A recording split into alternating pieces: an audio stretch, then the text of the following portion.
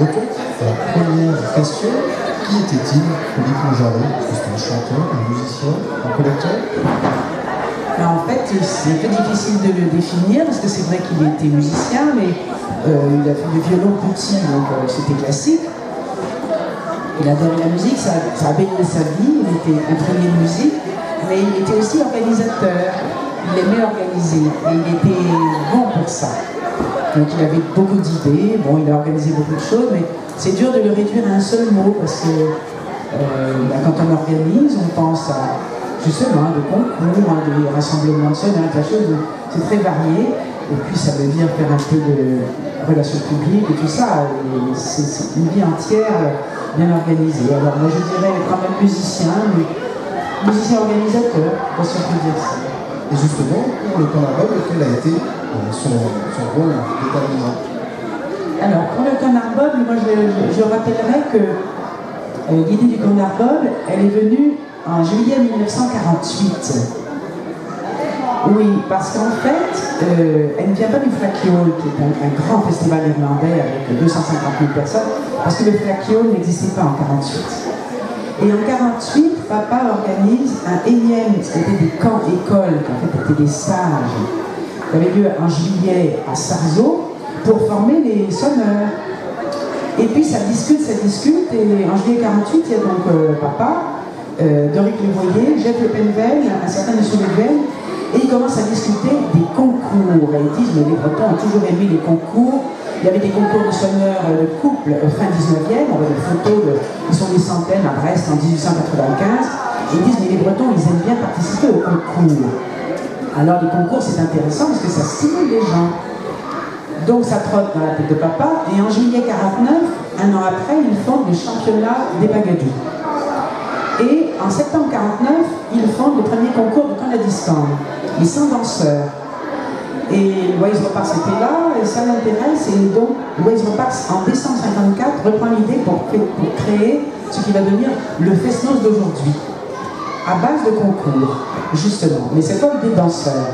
Donc les danseurs de cercle celtique, ils aimaient bien venir au concours de Canadistan parce qu'ils n'avaient pas besoin d'être en costume.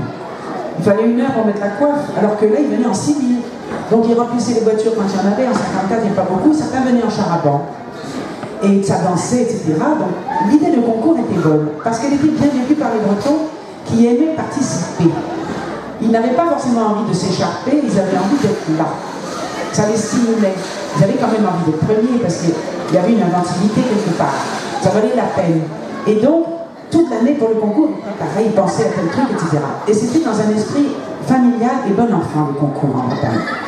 Alors évidemment, il y a aussi le 57, après l'idée de rassemblement de sonneurs de Jacques Poulichette, papa a créé le concours de sonneurs de coupe de Gourin. Et l'idée de concours continue de trotter parce que ça marche. Et papa va en 72 à Killarney, où il assiste à un concours irlandais qui s'appelle la Celta Vision. Donc c'était moderne parce qu'il y avait donc déjà des équipes qui tournaient, qui filmaient des gens, et il se dit, mais c'est une bonne idée ce truc-là. C'est donc pas du Flakjol que vient l'idée Conarbog, elle vient de la Celta Vision.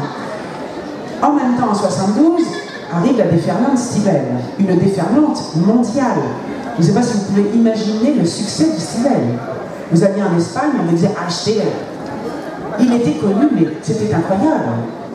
Donc évidemment, il fallait canaliser un peu tout ça. Et l'idée des concours, c'était, on allait chercher les tenants de la tradition, là où ils étaient chez eux. C'était pas des rassemblements de sonneurs ou des camps-écoles avec les partitions, etc. C'était aller les chercher là où ils étaient pour aller trouver les derniers tenants de la tradition. Et le concours du Conarbog, que papa crée en 73, c'est justement pour canaliser la déferlante Stivell, mais c'est aussi dans le bon esprit familial et bon enfant de la créativité. Donc il y a des concours libres avec composition, etc. Et comme disait très bien Françoise tout à l'heure, il y a une créativité incroyable qui arrive. On voit sortir des groupes de toutes sortes et ils apportent toutes sortes d'instruments. Et même dans les années suivantes, en 76, on voit de la musique contemporaine qui arrive.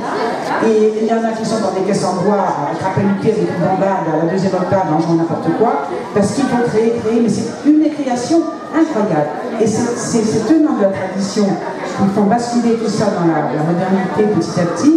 Il faut leur rendre hommage, parce que tous ces créateurs-là ont fait ce qui reste aujourd'hui de cette musique vivante. le Grand Arbol. Voilà. On peut dire qu'un jury, c'est toujours subjectif. On apprécie avec nos oreilles, avec un petit peu le cœur. Et ben, on remercie en tout cas tous ceux qui sont venus. Et on souhaite que vraiment tout le monde continue de chanter le maximum. Quoi. Il faut beaucoup chanter, il faut beaucoup s'entraîner, parce que c'est peut-être ça un petit peu qui manque dans les gens. Il y a assez peu, il faut créer les occasions pour que les gens puissent chanter et s'habituer à chanter en public, à faire tourner les chansons et continuer à les faire vivre, c'est ce qu'il faut.